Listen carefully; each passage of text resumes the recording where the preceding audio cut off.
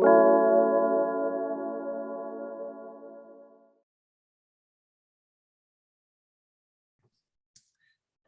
would like to welcome you all to Yale Interventional Radiology Grand Rounds. This is a special edition as it is being done in collaboration with Dr. Mario Strasbosco and the Yale Liver Center. Today, I am honored to invite Professor Maria Reig, a hepatologist and head of the Barcelona Liver Cancer Clinic, to give us the most recent update and revisions to the widely used BCLC staging system. As you're all aware, HCC is one of the most lethal cancers, and its incidence continues to rise. When the first iteration of the BCLC staging system was published 35 years ago, there were very few treatment options. In fact, it was really considered a death sentence, and very few treatment centers and pharmaceutical companies were studying this disease.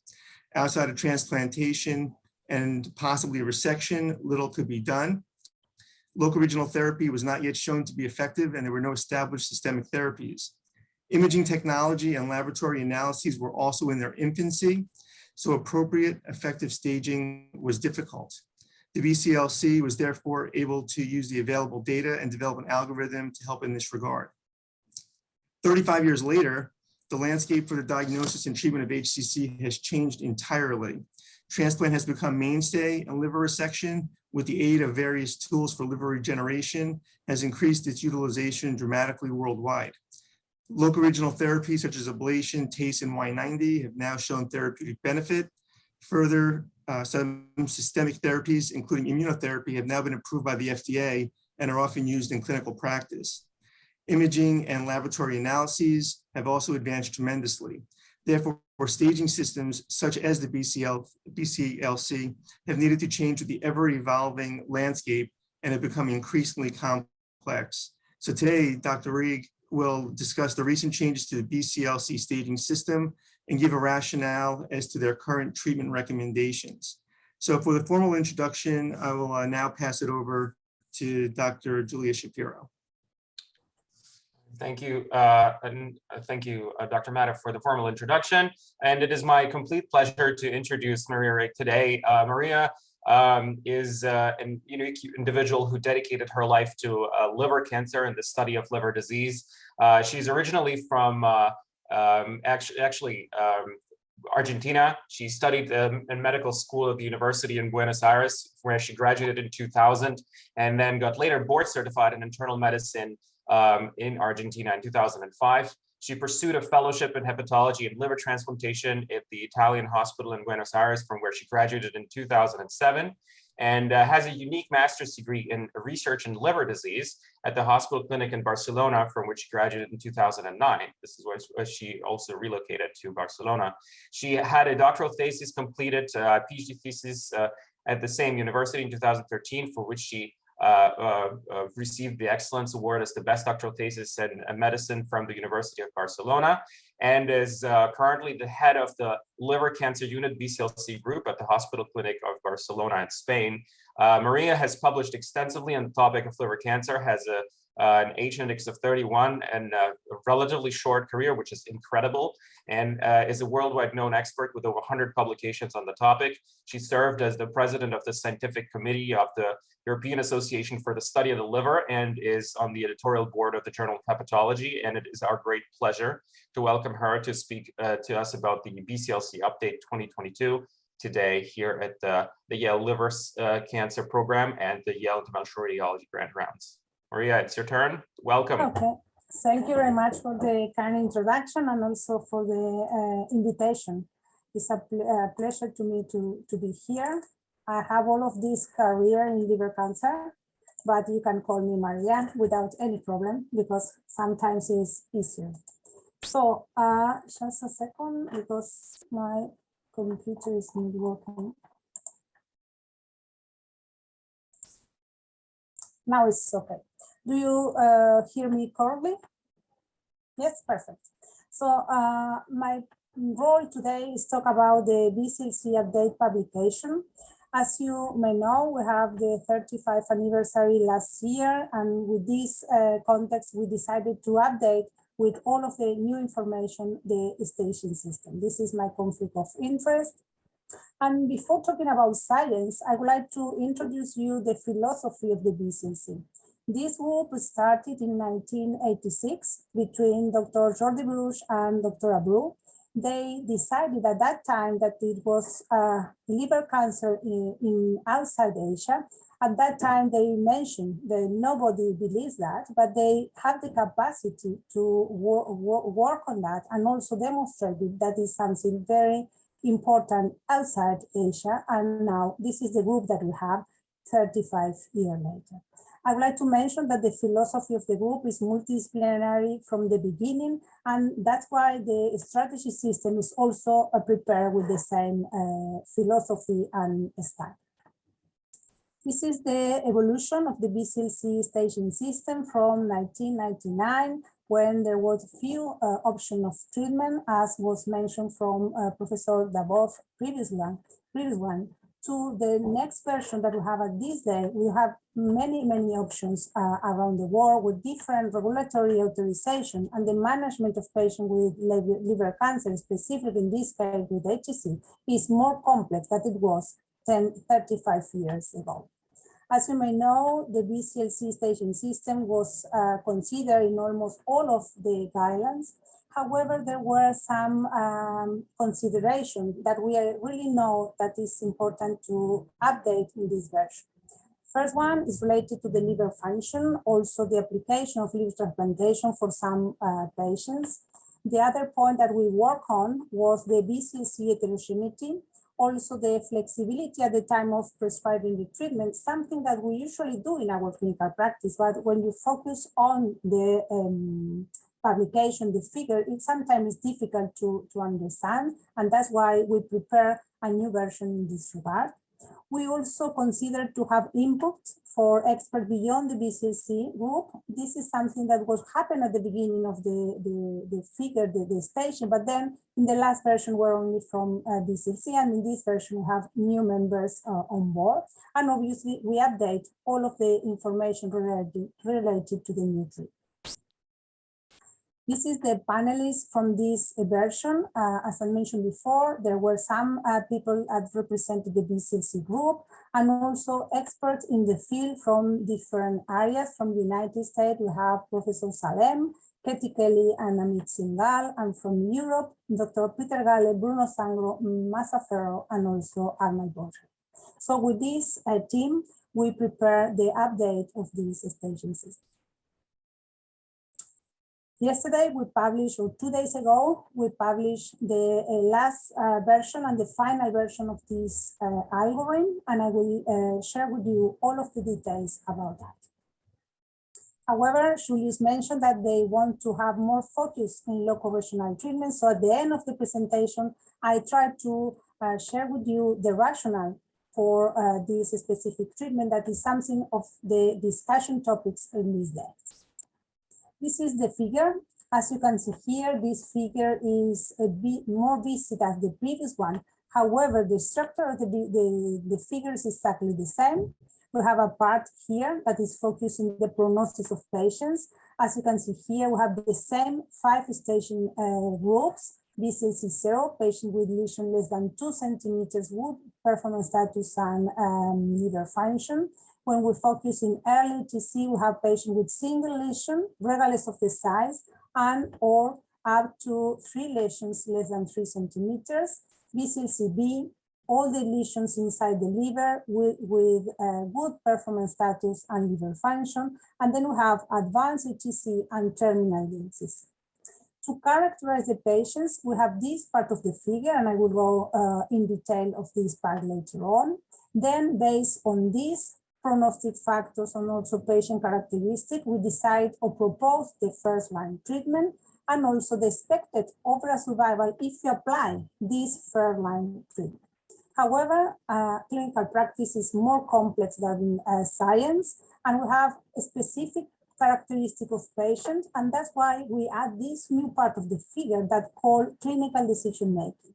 In this setting, we use the concept of treatment state migration. That means for this specific patient that have a specific characteristic in terms of age, comorbidities, maybe we cannot use the first line option and we need to move on to alternative options. And that's why we have this new part of the figure. But in the next slide, I will show you specific news in the different part of the figure. This is the last version, as I mentioned before, and is published in Journal of Hepatology. So let's go to the whole picture. The whole picture have the aim to extrapolate evidence-based to clinical practice, and that's why we add, as I mentioned before, this third part of the figure.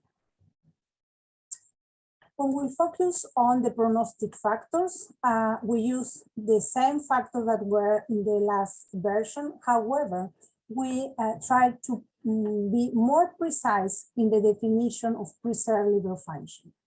As you may know, Charity score assess the liver function, ALBI score also, or the MEL or MEL-SODIUM could assess the characteristic of patient. However, none of them have 100% capacity to differentiate the patients. And that's why we don't use a specific cutoff in terms of Charity score, ALBI score, or MEL to stratify the patients. The other important point in terms of prognostic is alpha-fetoprotein.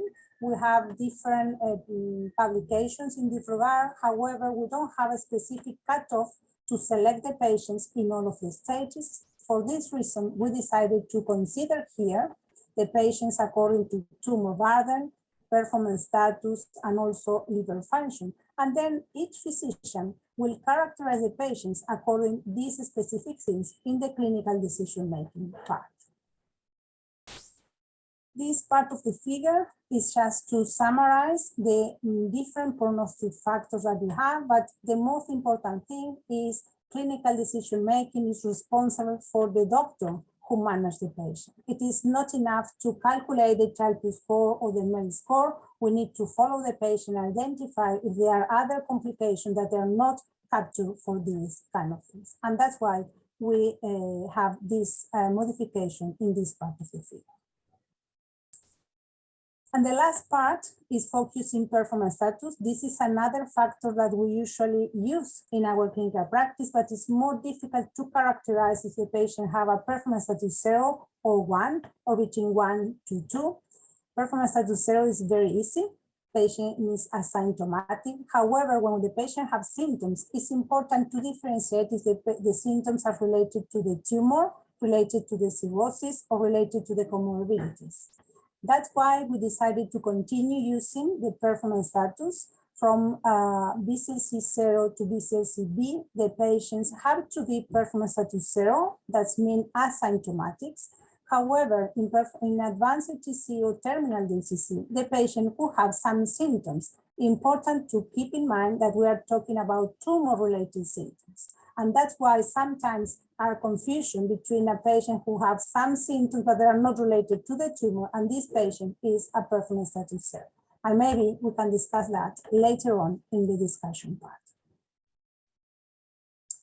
So let's go to the second part of the figure, that means the characterization of patients. In this area, for the BCLC 0, we don't have any modifications. However, in BCLC A, those patients who have single lesions with increased portal hypertension, with contraindication for liver transplantation, the option is ablation. However, we have an exception, and the exception is here for those patients who have increase of the portal hypertension, but is a few increase in this regard with peripheral lesions. We could consider the surgical resection for them. And here we have all of the publication that would focus on this target population, that is a specific piece of patient who have peripheral lesions with adequate remnant liver volume, and we could consider that option in this specific group of patients. For the others, we have the same criteria as in the previous version, 2018, but here we have the fair news in the area of patient characterization.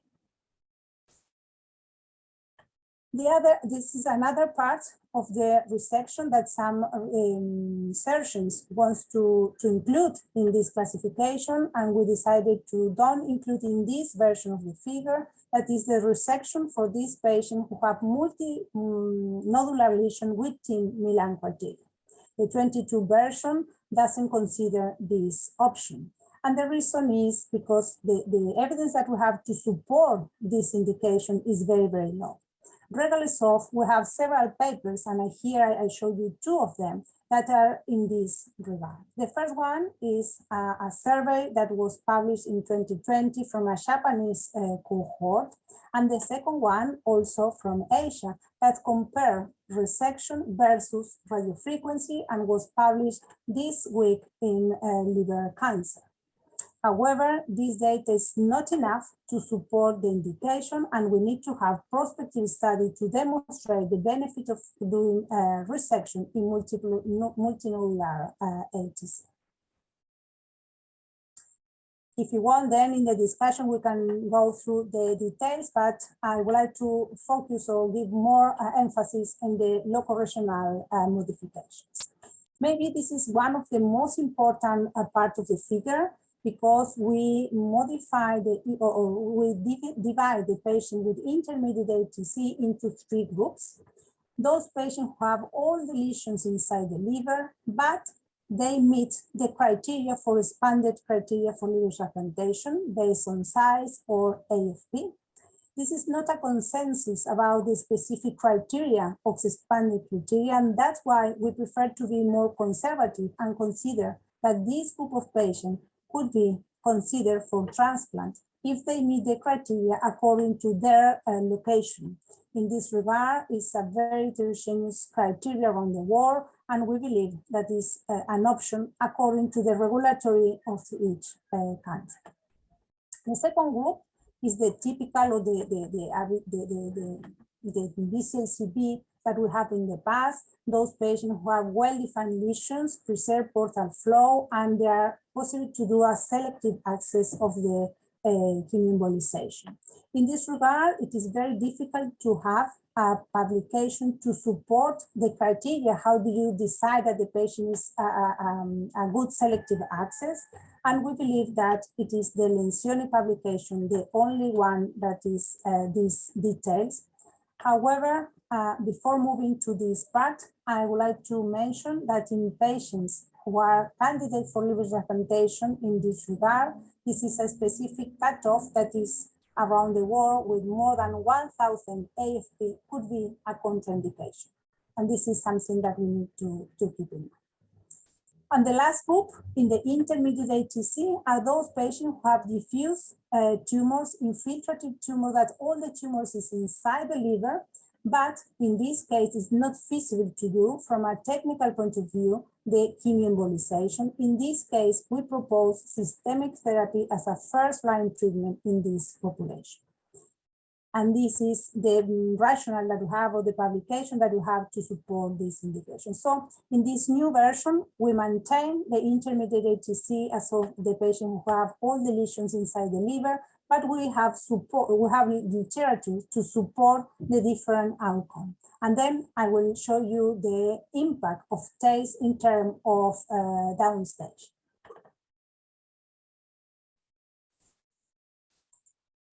Okay. In terms of systemic therapy in advanced ATC and patients with terminal ATC, we didn't do modifications. For this reason, I decided to move on to the clinical decision-making part. As I mentioned, this is the new part of the figure. We apply the treatment state migration, and the treatment state migration, could apply at the beginning for the first-line treatment and also for the evolutionary events. The patients during the evolution who could achieve the criteria of downstaging, or they could develop progression and untreated progression. That means the patient is a BCLC-B, develop progression, but it's not feasible to perform local regional treatment, or it is not feasible to perform the first treatment that they have. And this is the definition of treatment state migration. They could have migration to this part or go to the stage earlier. This is a new part also for the figure. When we talk about treatment state migration, it could be, as I mentioned before, for the evolutionary event, but also could be related to the characteristic of patients according to the comorbidities, fragility, location of the tumor, or different aspects. But in this case, only the physician responsible for the patient could decide what is the best option. Again, when I talk about physician, it's the physician in the multidisciplinary team that they decide what is the best option for each patient. But how do you interpret the result in terms of local regional treatment? And here I would like to show you specific points in this regard. If you have a patient in this stage, 0, A, or B, who is candidate for any of the options, regardless of the option, it could be resection, ablation, or kidney embolization, and the patient is not feasible for this option for any reason or develop failure, we could consider TACE or we could consider radioembolization. Radioembolization is here because we have the publication, the legacy study that you already know and you are familiar with that from Salem that was published in 2021 and was the rationale for FDA to approve radioembolization in this population. The second point is achieve the down extension criteria, and that's applied for those patients who receive chemoembolization, achieve this criteria, and they could consider for liver supplementation. And this is another news in our figure. However, we have patients who receive TACE or radioembolization, and they fail in these things, or despite of the fact they could have the criteria, it's not feasible to do this option. In this case, we move on to systemic therapy, best supportive care, or another part of the figure that we add at the bottom right part of the figure, that is alternative sequences that may be considered, but they have not been proven. And in this case, there are some local regional treatment that could go through these boxes because we don't have enough information to support the recommendation, but we could consider in our clinical practice. So, specific for TACE, in terms of chemoembolization, the first thing is the patient profile. I already talked about that, but the other thing that we have during the evolution is the outcome of patients that receive TACE. You have some patients that could receive 3 TACE and they could continue without any problem. They achieve complete response for a long time. Others patients that only need 2, or another patient that have the same characteristic of this one, but need only 1 because achieve complete response or develop progression. So the timeline between start TACE to start systemic therapy is very, very heterogeneous, and it is not a consensus about how do you use to define if it's a candidate for shifting to systemic therapy or not. In this regard, there were several proposals in terms of scores, but we don't have anyone that was validated around the world, and that's why we still have a clinical evaluation, and also our recommendation is evaluate each patient according to the specific things. Our proposal is if you have a patient who started with TACE, developed progression, and still be a BCLC B after TACE, we could consider if the patient have preserved liver functions without radiological response after 2 consecutive TACE, we could consider to a patient with systemic therapy. In this case, it's easier because if the patient develop a BCLC after TACE, means portal vein thrombosis or extrahepatic spread, this patient is candidate for systemic therapy. Again, the patient need to have preserved liver function. For those patients who present a toxicity and have preserved liver function, we could consider them for systemic therapy. However, at this day, the rate of patients who develop toxicity related to TACE is very, very low, at least in the majority of the center that prescribe TACE for a specific patient in a very good conditions. What about radioembolization? I know that you are familiar with the SARA and Sbrt trial. I will not go through the details, but we know that both trials were negative in terms of overall survival. They are focused on patients with advanced HCC, and the comparator was sorafenib. At this day that we have other options in first-line treatment, the discussion between radioembolization or systemic therapy is completely different as we have 5 years ago or 3 years ago when the comparator is sorafenib. Both trials are negative, and that's why we don't support the use of radioembolization as first-line treatment in patients with advanced HCC.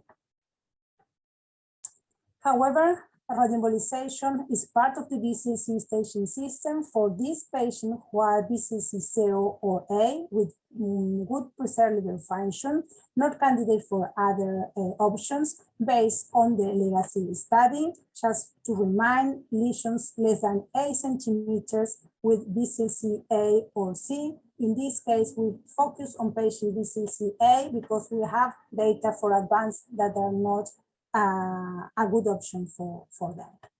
The aim of the study was response and duration of response. And the most important thing is here, the size of the lesions, where the median size was 2.6. And that's why we believe that the legacy study is very useful to support the use of radioembolization in this group of patients who have limited limited size in the lesions. And obviously we need to validate that. And that's why it's in this part of clinical decision making and it's not in the first line option for the new figure.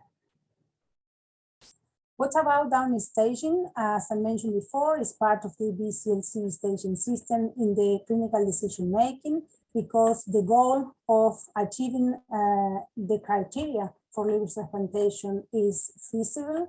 The goal is achieve the criteria of Milan criteria. However, in some areas, we could have expanded criteria. And the most important thing is patients with AFP more than 1,000 who experiment the biochemical response. They also have the similar outcome of patients that were in the past as Milan criteria. For this reason, we consider this in this part. However, we don't mention what is the best option treatment for performing the down staging. There are publications that propose TACE, radioembolization, or Sbrt. However, there are not information or strong support to one or the other, and we believe that is something that the multidisciplinary team needs to decide in the specific center. I would like to finish with the part of systemic therapy. This is the most complex part of the figure because we have several options. From regulatory point of view, it is also heterogeneous. FDA has some approvals, European have others, but just to summarize in one slide, we have first-line treatment, second-line treatment, and third-line treatment. For first-line treatment, we have atezobev, sorafenib, and lenvatinib. We know that atezobev is superior to sorafenib, and also we also know from ASCO GI last week that Treme Durva Himalaya trial was positive. So Treme Durva is superior to sorafenib.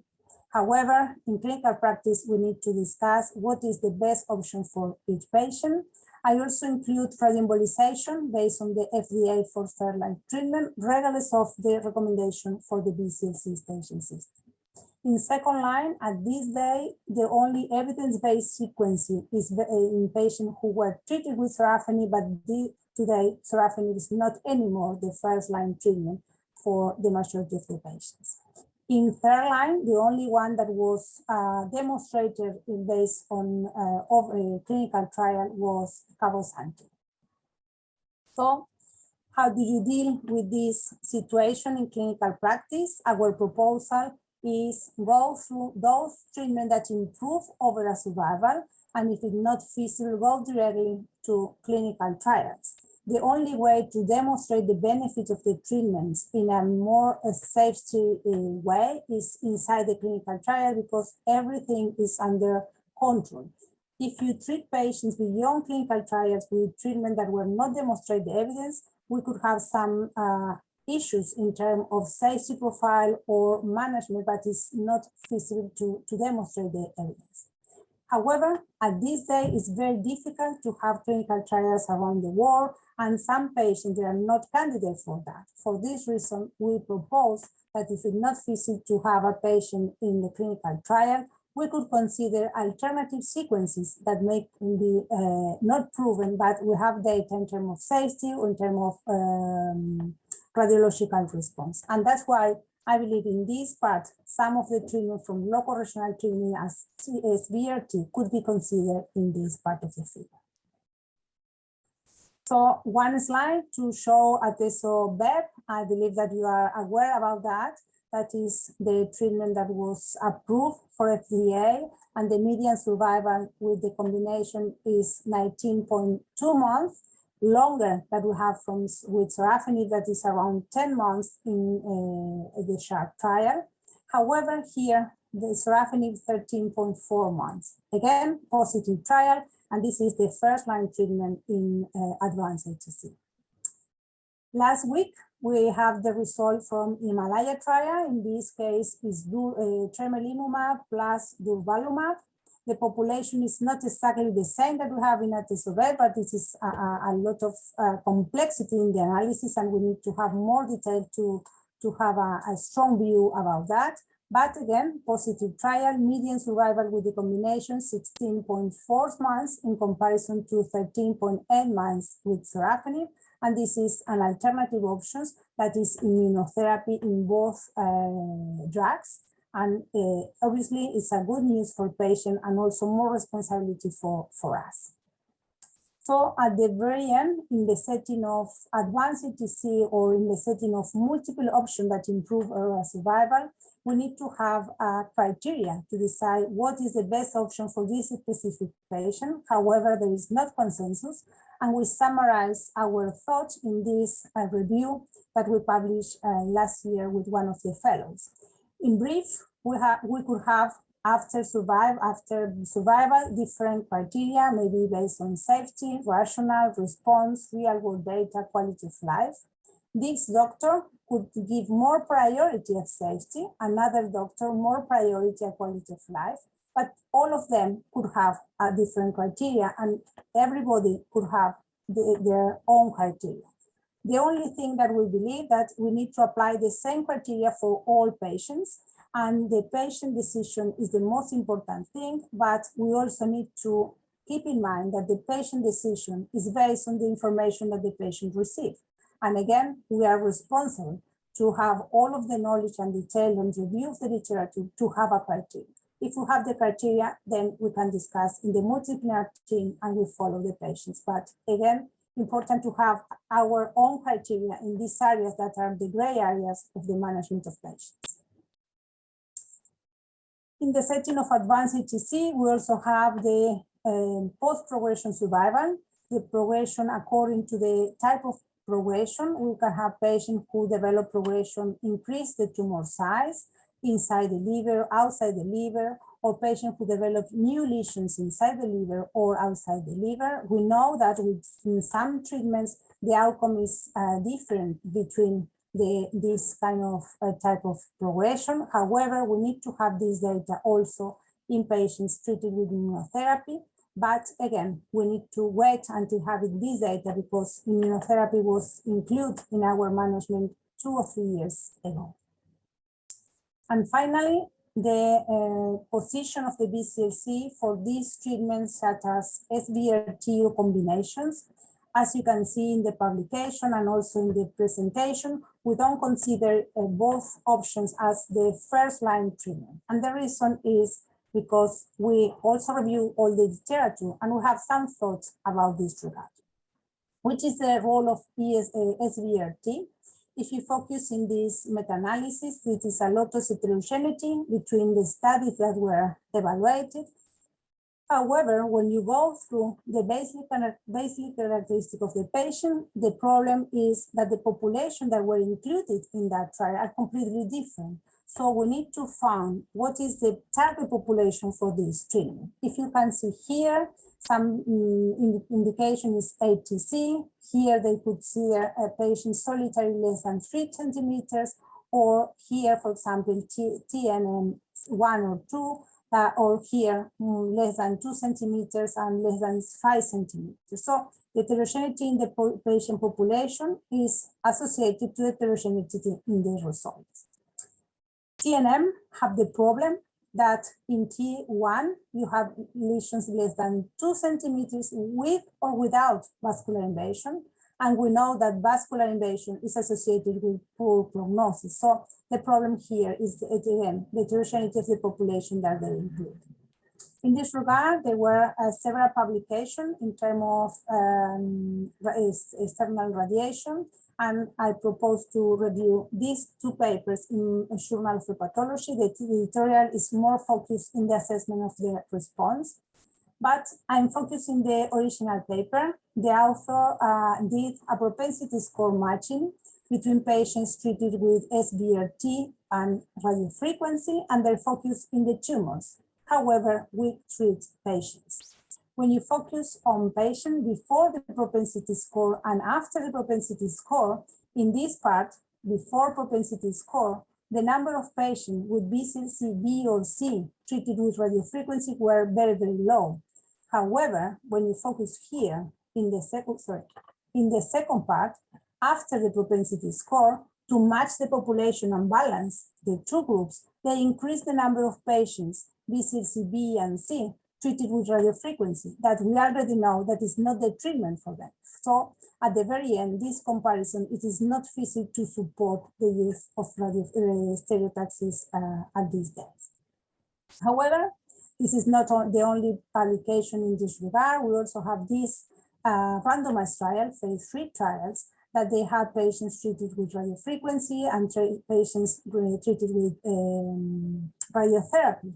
But again, when you evaluate the patient that were really included in the analysis, 56 in one cohort and 80 in the other, we observe that the results are exactly the same. The result in terms of per protocol analysis and intention to treatment analysis, and if you focus in overall survival, both are equal.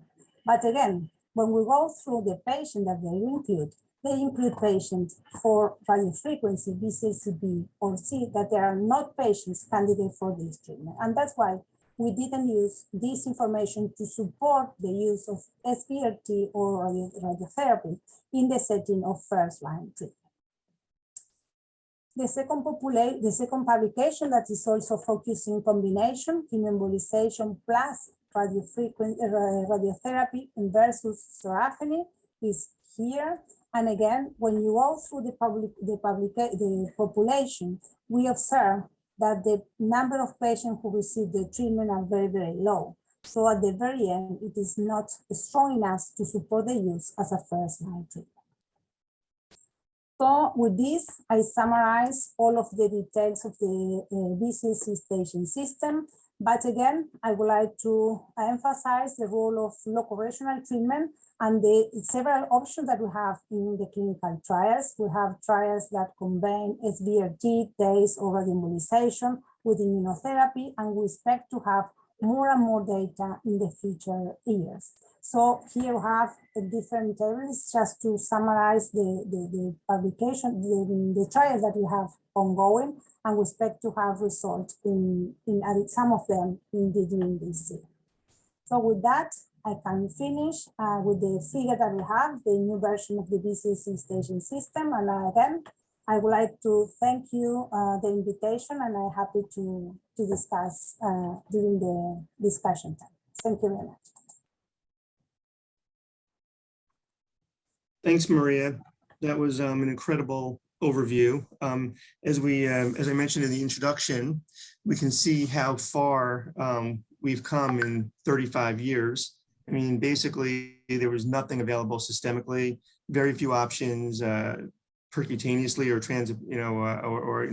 with local regional therapy, and very few options with even with transplant at that time wasn't even, it was obviously effective, but a lot of patients can't actually have that. So are there any questions? The way this has to work is because this is in a webinar format,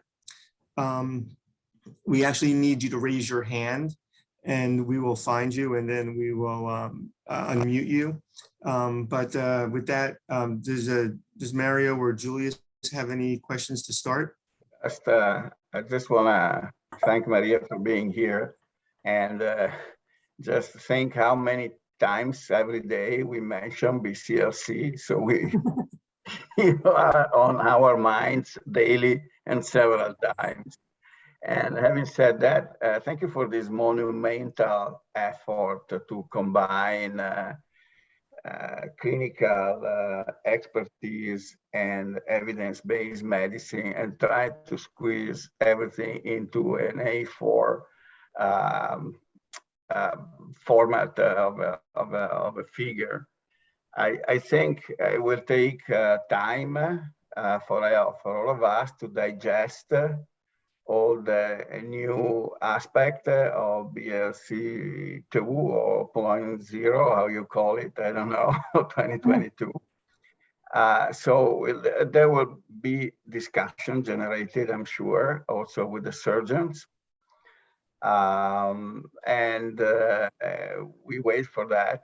I have, for the time being, just a very small question for you to, if you can clarify to me. So the new version goes from ECOG to a functional status from which, in which we should focus on the symptoms related to the tumor, which in a way is a great progress to us, right? So you discard the certain comorbidities and so on. But on the other hand, a kind of, how do you dissect the tumor symptoms here from the clinical liver disease? The symptoms from liver disease is one thing. And how do you account for other situations? We had recently, for example, a patient who had a very severe BPCO and we could do nothing. So that is a little part that makes me confused. Thank you, Mario. I believe that this is the most important thing from the clinicians, because we need to expect time, and sometimes we need more than one visit to characterize the performance status of the patients. When we mention performance status is symptoms related, tumor-related symptoms, and if the patient have, for example, we have a specific question for them. If the patient have ascites and is tired and so on, and the patient compensates the ascites as still being tired, and in this case, you could consider this related to the symptoms because the complication for liver dysfunction is solved. If the patient have liver dysfunction, ascites, or encephalopathy, or so on, and the patient have progression of the liver tumor, you could consider tumor progression, symptomatic tumor progression. The key point for the audience is you need to characterize if the patient have reactive depression, if it's a comorbidity, and the best thing that we have, at least in clinical practice, is ask a specific question with the specific dates. In Christmas, do you have this problem? And if something that the patient had for many years before the diagnosis for HCC, we don't consider related to symptoms. So we are beyond the child PUG10, C10 limit. So, you know, C10, you basically may consider not treated for liver function and so on. That goes beyond that. Depends. Right? If the patient is candidate for liver transplantation, the option, if the patient is candidate for liver transplantation and meet the criteria in terms of tumor burden, this patient is candidate for that. And this is not a BCLC-D, it's a patient with BCLC-A. 1 lesion, 3 centimeters, child PUG-C, with indication of liver transplantation and meet the criteria for that, we could consider for that. Thank you. You're welcome.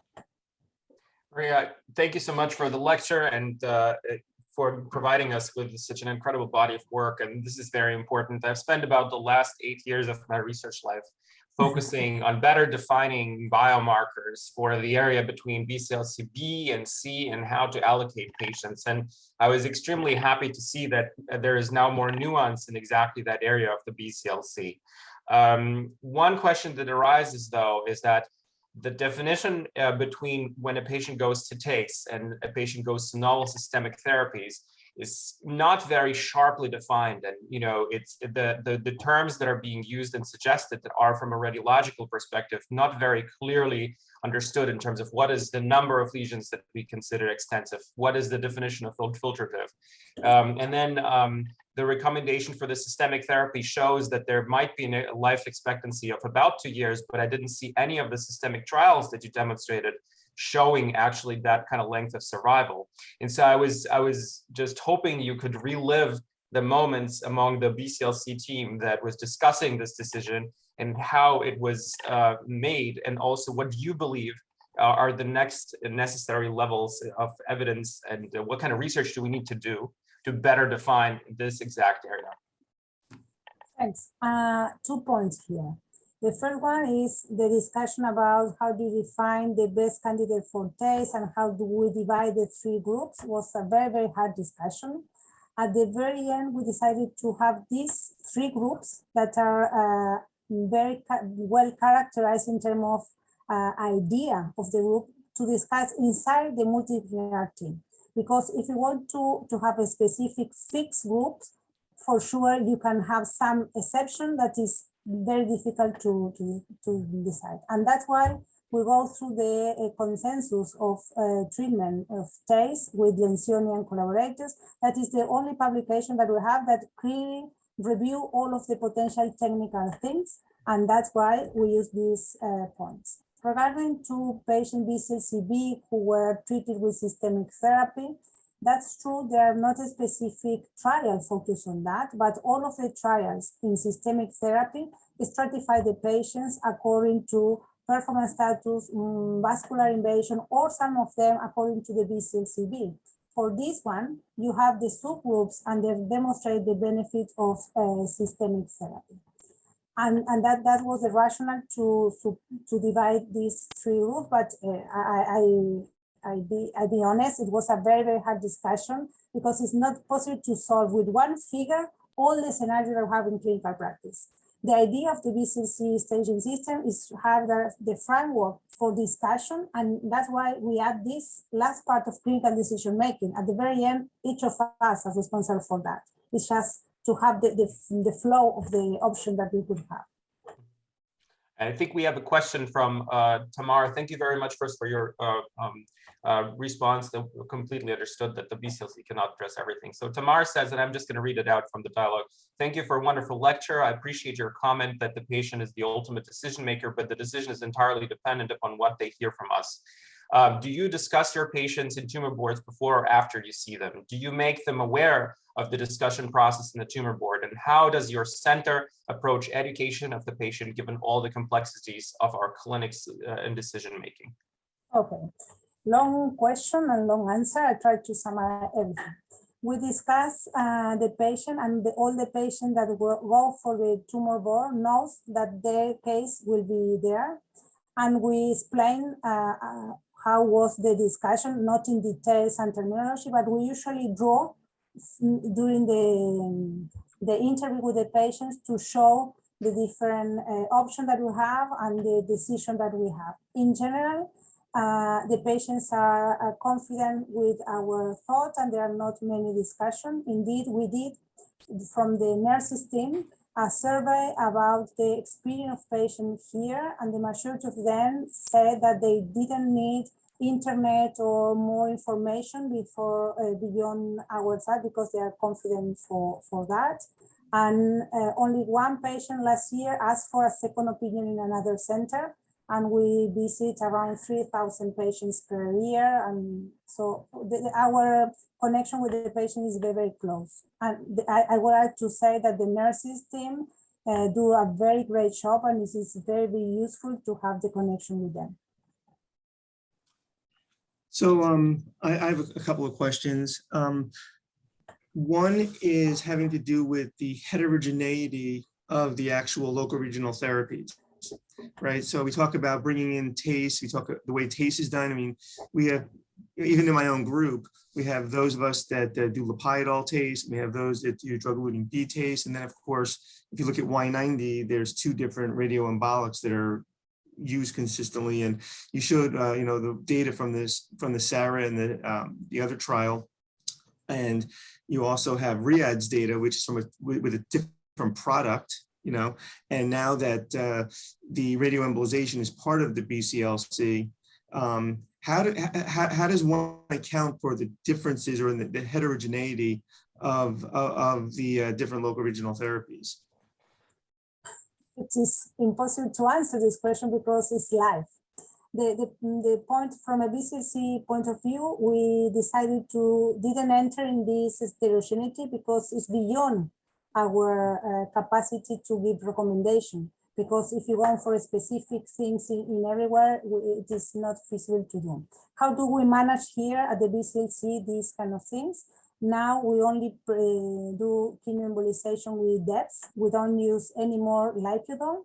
And for radioembolization, we have a specific protocol for a specific group of patients, and all the patients receive the same.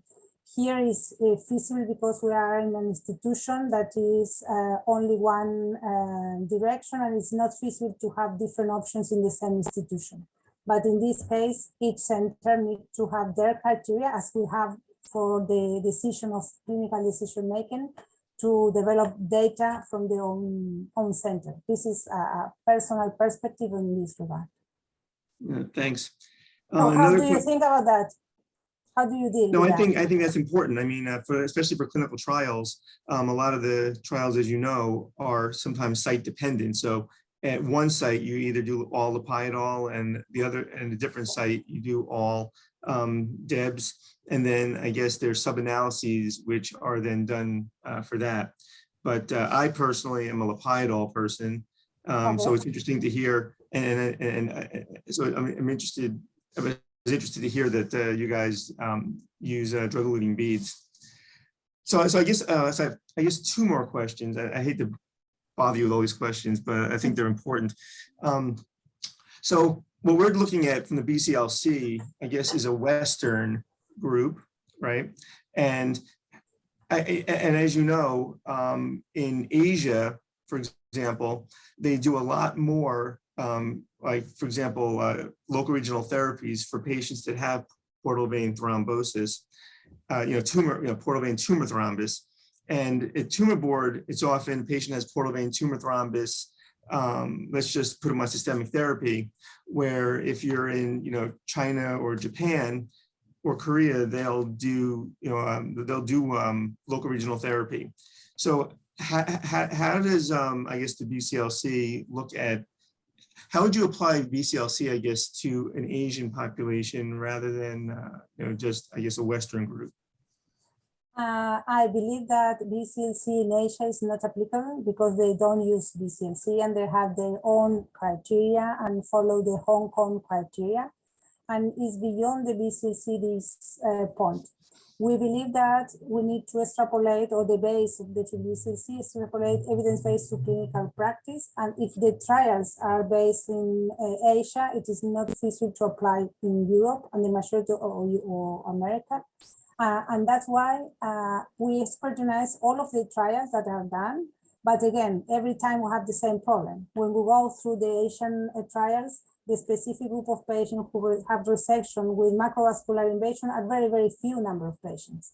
So at the end, they have data, but it's more anecdotic than useful. For example, for the surgeons, have a publication that they support the use of resection in macrovascular invasion, but when you go through this group of patients, are 10 patients. So it's something that everybody is talking about, but when you go through the data, it's few data that is not feasible to use. I would like to go through the previous question that is very, very important point. I would like to emphasize that it's completely different clinical practice than clinical trials. In clinical trials, you can have everything very well organized. Clinical practice is another world. And that's why we add the last part of the figure that, in my view, is the most important part of this update, that we need to apply the evidence base in our condition, and it's not the same in the United States or in Europe or inside the Europe in the different countries. No, thanks. That was a great answer. I think we have another question. I'll hold up on my other questions for the sake of having the audience answer asked. But what is the duration from first taste to second taste?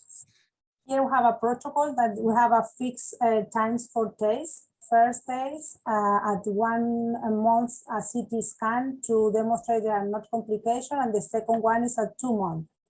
If these 2 tests are under complete response, we perform another CT at month 4, and if it needed, we perform another test at month 6. However, if the patient develops progression, we can play according to the type of progression. Thanks. You're welcome. So you had mentioned, I guess, the role or maybe lack of role of Sbrt. And it sounded like there was some controversy maybe during the 35th anniversary meeting that you guys had. So I was just wondering. And we also receive a letter. The what? We also receive a letter for Journal of Hepatology. You will see the answer in a few days. Oh, interesting. I'm looking forward to that. So maybe someone of the participants are part of that. So where do you see the future, I guess, of, I mean, this may not be directly related to the presentation today, but I guess just in the future regarding, you know, where do you see the role, or do you see a role of external radiation and its, I guess, relative nature to local regional therapy with needles? Because it always seems that whenever, you know, patients, so sometimes patients get shotgun approach, right? So they don't know who's going to be available first, so they may send the patient to both me and a radiation oncologist. And it almost seems that if the radiation oncologist sees the patient second, they often get the patient because they say, well, there's no need for needles and there's no anesthesia and there's no this and there's no that.